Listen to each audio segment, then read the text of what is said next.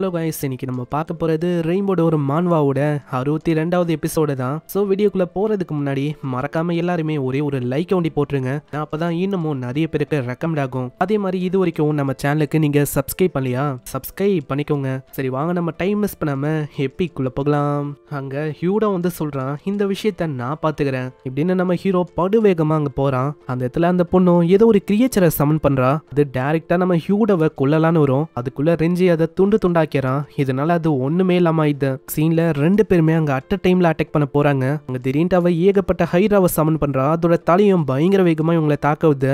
ஹியூடோ அதை வெட்டி வர்றான். அங்க ரெஞ்சியும் அதே மாதிரி தாக்குறான். ஒரு தலையும் அழியும் போது அந்த இடத்துல ஏகப்பட்ட மாஸ்டர்ஸ் அவ சமன் பண்றா. அதனால அவளோட மானா அங்க படு வேகமா குறையுது. இந்த மாஸ்டரும் இவங்க ரெண்டு பேரை தாக்க வரும். ஆனா ரெஞ்சி இந்த டிராகன் ஸ்லாஷோட பவரை காட்ட அந்த இடமே பயங்கரமா வெடிச்சு செதுது.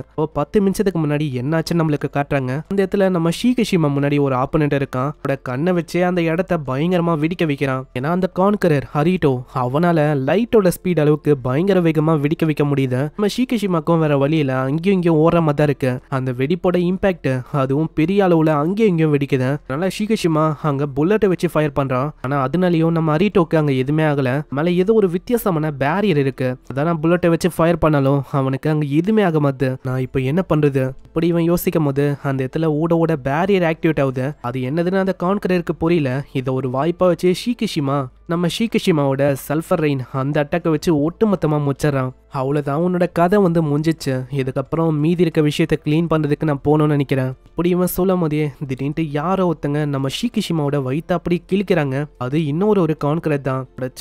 நான் பார்க்கவே இல்லை, இவ எப்போ இங்க வந்தா? உண்மையை சொன்னா என்னோட பிரசன்ஸை நான் மொத்தமா எரேஸ் பண்ணிட்டேன். அதனால தான் உன்னால கண்டுபிடிக்க முடியல. ஆனா பரவாயில்லப்பா, லாஸ்ட் செகண்ட்ல என்ன பார்த்தேன். ஷீகிஷிமா, நீ உண்மையிலே ரொம்ப டேஞ்சரான ஆளா இருக்க. அதனால உன்னோட கதையை நான் இங்கேயே முடிச்சாகணும். அதுக்காக தான் நான் இப்படி பண்ணனே. அதே மாதிரி பார்த்தல எவ்வளோ பெரிய ஓட்டையை நான் போட்டு வச்சிருக்கேன்னு. என்னோட உலகத்துல நீ ஒரு செலிபிரிட்டி மாதிரி இருக்கப்பா. உன்னை அப்படியே விடுறதோ சரியில்லை. அப்படியே விட்டா இதுக்கப்புறம் நீ ஒரு பெரிய பிரச்சனையா வருவேன். உண்மையை சொன்னா எனக்கு செலிபிரிட்டியா இருக்கணும் அப்படியெல்லாம் ஒன்றும் பிடிக்காத. அப்படி இருந்தும் என்னை பத்தி உங்களுக்கு தெரிஞ்சிருக்கு. போனா நீ ஒரு செலிபிரிட்டி இல்ல, இவன் நீ ஒரு பொலிட்டீஷியனும் இல்லையா? சரி, ஏதோ ஒண்ணு நீ இறந்து போக போற, அதனால வரட்டா இப்படின்னு அவ போக ஆரம்பிக்கிறான். அதுக்குள்ள நம்ம ஷீகிஷிமா ஏதோ ஒன்று சொல்றான். இதுக்கு மேல நான் எல்லா விஷயத்தையும் உன்கிட்ட வர்றேன். கண்டிப்பா நீ கொஞ்சம் ரெஸ்ட் எடு. அது யாருன்னு பார்த்தா நம்ம மரியாதை. அவ்வளவுதான், நான் வந்து எல்லாத்தையுமே பாத்துக்கிறேன். இது ஒரு நல்ல வார்மப்பா இருக்கும் எனக்கு. மரியாங்க பாடியை பொசஸ் பண்ண அத்த செகண்டே ஷீகிஷிமாவோட உடம்பு ஜாம்பி பவுடரால அப்படி ஹீல் ஆகுது. இந்த இடத்துல எந்த விதமான காயமும் இல்ல. நம்ம ஷீகிஷிமாக்குள்ள நம்ம மரியா வந்தனால அவளோட பாடியும் அப்படியே பொண்ணு மாதிரி மாத்து. இதை பாக்குற அந்த கான்கரருக்கு புரியல. ஆமா, யாரு நீ? எப்படி டிரான்ஸ்ஃபார்ம் ஆன? இதுனா ஏதாச்சும் ஸ்கில்லா என்ன? அதுவா, கிட்டவா சொல்றேன், இதுதான் ரிவர்சல். அதே மாதிரி இதுக்கு மேலேயும் உனக்கு எந்த விதமான விஷயமும் தெரியாது, இறந்து போ அப்படின்னு ரூபி ஸ்மோக்னு ஏதோ ஒரு ஸ்மோக்காவை பரப்பி விடுறான். அது அவளோட முகத்துல பட்ட உடனே அவளோட முகமே அப்படியே உருக ஆரம்பிக்குது. ஆமா, நீ என்ன ஸ்கில்ல பயன்படுத்தின? இதுக்காக என்னோட முகம் இப்படி உருக ஆரம்பிக்குது. இது எப்படிப்பட்ட ஸ்கில்னா, ஒன்ஸ் நான் ஊதி விட்டா போதும், இந்த ஸ்மோக் ஒலியா இது உன்னோட உடம்பு தாக்கும். அது விடவே விடாது. உன்னோட உடம்புல இருக்க ஒரு தோலையும் அது பர்ன் பண்ணாம விடவே விடாது. அந்த விஷயம் தான் அங்கேயும் ஏற்படுது. அவளோட கதையும் அங்க அப்படியே முடியுது. அட, நான் எதிர்பார்க்கல நீ இந்த அளவுக்கு பயங்கரமா இருப்பேன்னு மரியா. ஏன்னா கொஞ்சமாச்சு நீ எனிமிக்கு மர்சியை காட்டணும். ஷீகிஷிமா, என்ன நீ பேசின்னு இருக்க? மர்சியை காட்டணுமா? அவங்க என்ன பண்றாங்க அது வந்து உனக்கு தெரியுதா? அவங்க நம்மளோட உலகத்துக்கு வந்து இந்த உலகத்தை தனக்கு சொந்தமாக்கணும் அப்படின்னு பாக்குறாங்க. அப்படி இருக்கும்போது இந்த உலகத்தை அவங்களுக்காக நம்ம விட்டு கொடுக்கணுமா என்ன? வாய்ப்பே இல்ல ஷீகிஷிமா. நம்ம இருக்குது இது வந்து ஒரு வாரா இருக்கும்போது நம்ம எதுக்கு விட்டு கொடுக்கணும்? அதனால ஷீகிஷிமா, எல்லாரையுமே நம்ம கொல்லணும். அதே மாதிரி முன்னாடியே ஒரு டென்டக்கல் தெரியுது பாத்தியா? அதுதான் நம்மளோட நெக்ஸ்ட் பேட்டில் கிரவுண்ட் நினைக்கிறேன். இப்போ தனித்தனியா அங்க பேட்டில் வந்து போயின்னு இருக்கு. ஒரு இடத்துல நம்ம சுபாருக்கும் லியன் அப்படின்னு ஒரு கான்கரரோட பேட்டில் அங்க இருக்கு. இந்த பையனை தப்பி தவறி கூட நீங்க சாதாரணமா எடை போடாதீங்க. எபிசோட்ல பங்கமா இருக்கும். இன்னொரு பக்கம் நம்ம ஊடவும் ரெஞ்சியும் இந்த ஹாஜி அந்த பொண்ணு கூட சண்டை போறாங்க. அது போக இந்த பக்கம் நம்ம கிங்கா வேற ஒரு பர்சன் கூட சண்டை போட்டு இருக்கான். அந்த பர்சனோட பேரு ஹுகுனி. அவன் பயங்கரமா நம்ம கிங்காவை வெட்டி விடுறான். அதனால கிங்காவோட உடம்புல டீப்பான கட்டும் விழுது. கிங்காவோட நிலைமையும் அங்க மோசமாயிது. கிங்கா கிட்ட இன்னமும் ரிவர்சலுக்கான அந்த அவிக்கன். அதனால அவனுக்கு என்ன பண்ணும் தெரியல. அங்க இதுல இந்த ஹுகுனி அந்த கார்கரர் சொல்றான், நீ என்னப்பா இந்த அளவுக்கு நீ ரொம்ப வீக்கா இருக்க. ஆமா, நீ சொல்ற மாதிரி இந்த சுபாருவோட கான்ட்ராக்ட்ல இருக்கிறதுலே வீக்னா அது நான் தான். அதே மாதிரி என்கிட்ட ரிவர்சலும் இல்ல. இருந்தாலும் நான் உன்னை விட போதில்ல. பாக்குறவன் ஆச்சரியம் வரான். ஏன்னா அவ்வளவு பெரிய அட்டாக் பண்ணியும் கிங்காவால எழுந்து நிக்க முடியுது. ஏன்னா அவனோட ஹார்ட் வரைக்கும் அப்படியே குத்தி இருப்பான். இப்பதான் நம்மளுக்கும் தெரியுது அவனோட ஐஸை வச்சு அந்த அட்டாக் அவன் ப்ரொடெக்ட் பண்ணிக்கினா நல்லா அவளுக்கும் டேமேஜ் அங்க ஏற்படல. ஓ, அப்பனா உன்னோட ஐஸை வச்சு உன்னோட பாடியை ப்ரொடெக்ட் பண்ணிட்டியோ? ரொம்ப போரிங்கான ட்ரிக்கா இருக்கு. உன்னால எவ்வளவு நேரத்துக்கு இந்த மாதிரி விஷயத்த பண்ண முடியும்? நான் திரும்ப ஒரு அட்டாக் பண்ணா உன்னோட கதை அது முடியதான் போகுது. அப்படியா? நான் வீக்கா இருக்கலாம், ஆனா கண்டிப்பா நான் ஸ்ட்ராங் ஆவேன். அப்படியே பாஸ்ட்டுக்கு போது அந்த சில்வர் கிங் அவர் ஒரு விஷயத்த சொல்லியிருப்பாரு. நம்ம கிங்கா ரொம்ப ஸ்ட்ராங்கா இல்லாம இருக்கலாம். அதே மாதிரி கிங்கா இன்னமும் உன்னோட ஸ்கில்ஸை மாஸ்டர் பண்ணல.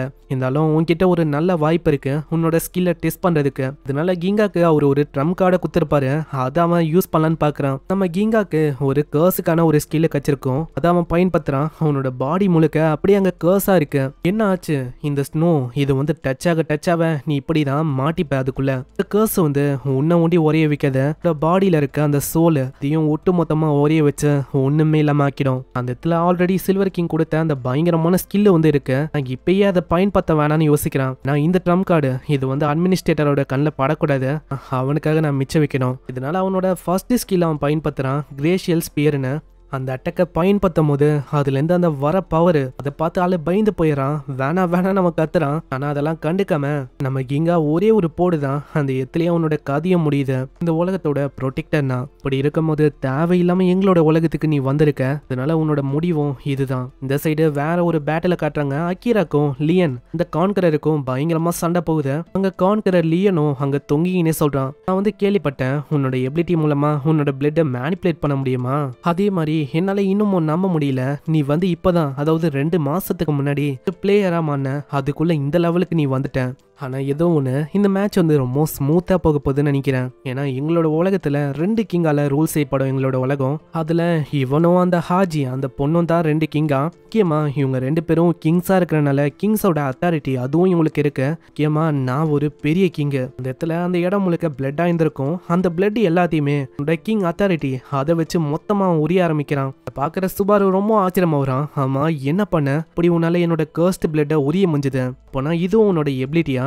ஆமா, இல்லையா பின்ன ஒரு கிங்கா இருக்கும் போது என்னோட எட்டர்னல் பவர்ஸ் இருக்கும் போது நான் எதுக்கு கவலை பண்ணும்? அதனால வா சுபாரு, நம்ம ஒரு கை பாத்துக்கலாம். என்னோட எட்டர்னல் பவர் பெருசா இல்ல உன்னோட இம்மார்டிலிட்டி இந்த பவர் பெருசா?